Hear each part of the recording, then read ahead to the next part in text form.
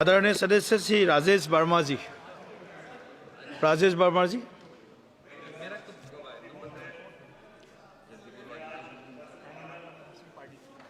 पालन और डेयरी विभाग के लिए वर्ष 2024-25 के बजट में अनुदान की मांग पर अपने विचार को प्रस्तुत करने के लिए आपके समक्ष खड़ा हुआ हूं। यह विभाग हमारे देश के ग्रामीण अर्थव्यवस्था का एक मजबूत स्तंभ है, महत्वपूर्ण स्तंभ है।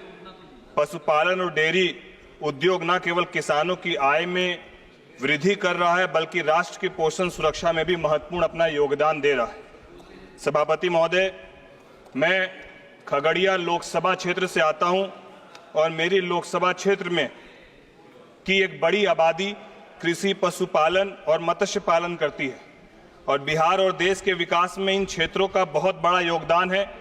इस क्षेत्र के बेहतर विकास के लिए सरकार ने डिपार्टमेंट ऑफ फिशरीज को 2616 करोड़ और department of animal husbandry and dairy को 4521 करोड़ रुपए दिए हैं।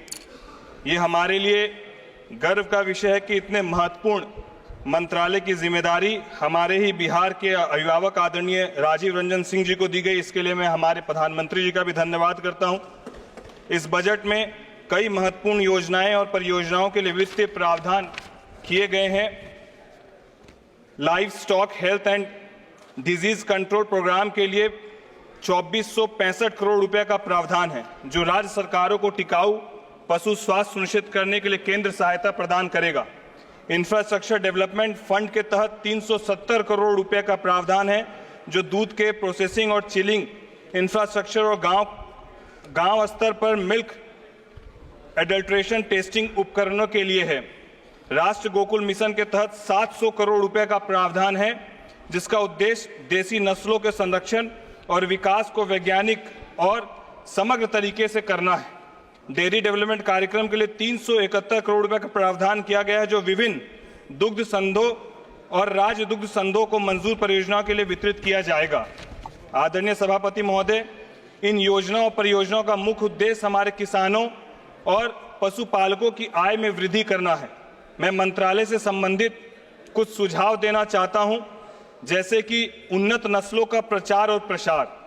सभापति महोदय, भारत दुनिया का सबसे बड़ा दूध उत्पादक देश है, लेकिन हम अब भी दूध उत्पाद में कई समस्याओं का सामना कर रहे हैं। 2023-24 में भारत ने लगभग 220 मिलियन टन दूध का उत्पाद किया है। मेरा सुझाव है कि उन्नत नस्लों जैसे फ्रीजियन, जर्सी और साहीवाल को बढ़ावा देने के लिए विशेष नस्ल सुधार कार्यक्रम चलाए जाएं।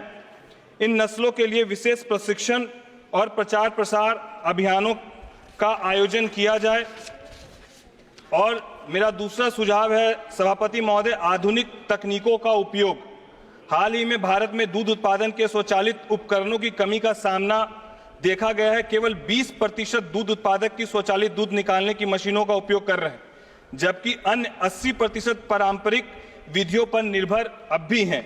सरकार को स्वचालित दूध निकालने की मशीनों, दूध परीक्षण उपकरणों और अन्य आधुनिक तकनीकों की सब्सिडी प्रदान करनी चाहिए। इसके लिए एक विशेष योजना की शुरुआत की जाए, जिससे छोटे किसानों को भी इन उपकरणों की पहुंच सुनिश्चित हो सके।